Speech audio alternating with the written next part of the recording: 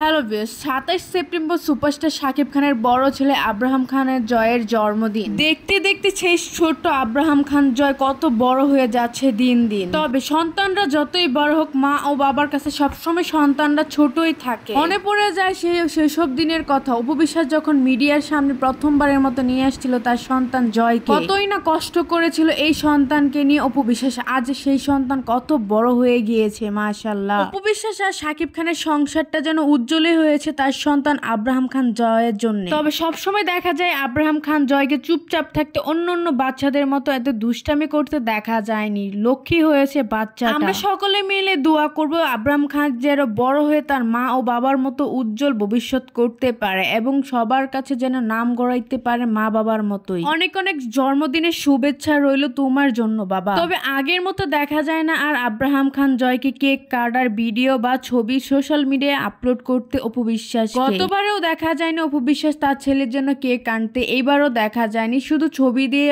Upload করে wish করেছে তার সন্তান। এর পিছনে কি কোনো কারণ আছে ভিউয়ার্স? আপনাদের জানা থাকলে অবশ্যই কমেন্ট করে জানাবেন। আর আব্রাহাম খান জয়ের জন্য সবাই অনেক বেশি দোয়া করবেন। যদি আমার চ্যানেলের ভিডিওটা ভালো লেগে থাকে অবশ্যই একটা সাবস্ক্রাইব করে রাখবেন। নেক্সট আরো ভিডিও পেতে চাইলে নায়ক নায়িকাদের ধন্যবাদ।